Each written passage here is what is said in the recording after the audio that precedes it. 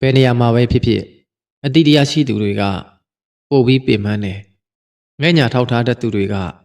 ပို့ပြီးတာဝန်များတယ်အလိုက်တိတက်လွန်သူတွေကပို့ပြီးပေးဆက်ရတယ်အတိတရားရှိသူတွေဟာသူများရဲ့နာကျင်မှုကိုနားထောင်တတ်တယ်တခြားသူတွေထက်ပို့ပြီးသတိထားတတ်တယ်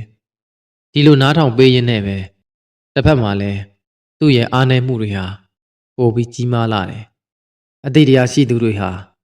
မိမိကိုယ်ကိုယ်ထက်တခြားသူတွေအတွက်ပဲပို့ပြီးမြင်တတ်ကြတယ်တယောက်တည်းနေထိုင်ရတာကိုလည်း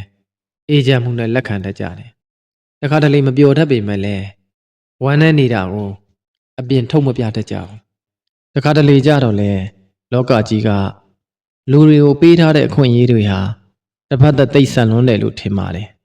အတိတရားကင်းမဲ့တဲ့သူတွေငဲ့ညာစာနာစိတ်ကင်းမဲ့တဲ့သူတွေကိုတော့တတ်တာရှောင်လည်မှုတွေပေါ်ပါလွတ်လပ်မှုတွေပေးထားပြီးအတိတရားရှိတဲ့သူတွေငဲ့ညာထောက်ထားတတ်သူတွေစာနာစိတ်ရှိတဲ့သူတွေစီမှာတော့တာဝန်တွေရောဝတ္တရားတွေရောဒုက္ခတုတ်ခတွေရောပုံလို့ထက်လို့ပါပဲမနေတတ်တဲ့သူတွေကပို့ပြီးတော့ရုန်းကန်ကြရပါတယ်နေတတ်တယ်လို့အနေဆောင်တယ်လို့နေတဲ့သူတွေဘဝကတကယ်ကိုငြိမ်းအေးပါတယ်အလိုက်တည်တယ်လိမ္မာတယ်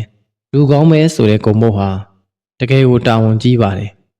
အဲ့ဒီဂုဏ်မို့ရဲ့နောက်ွယ်မှာအစင်မပြေမှုတွေပင်ပန်းခါးသီးမှုတွေရုန်းကန်ရမှုတွေ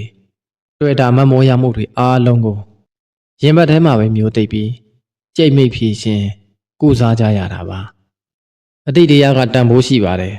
ဒါပေမဲ့တစ်ခါတရံမှာမျက်ရည်တွေနဲ့တန်ဖိုးဆွဲရတဲ့အရာတစ်ခုလည်းဖြစ်တတ်ပါတယ်တိနားလေသူတွေဟာကဘာကြီးရဲ့အလှတရားကိုပိုမြင်တတ်ကြတယ်ရှစ်ရှင်းမြတ်တာအနုပညာတဘာဝရဲ့နည်းနည်းမှုတွေကိုပိုခံစားတတ်ကြတယ်